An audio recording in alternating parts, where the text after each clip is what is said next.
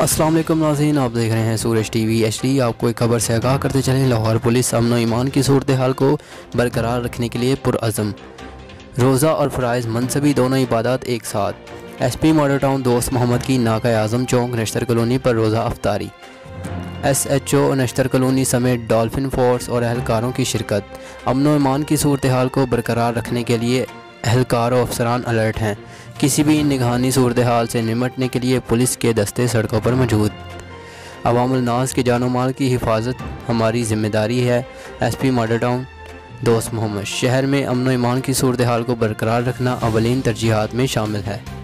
SP model town दोस्त मोहम्मद। शुक्रिया।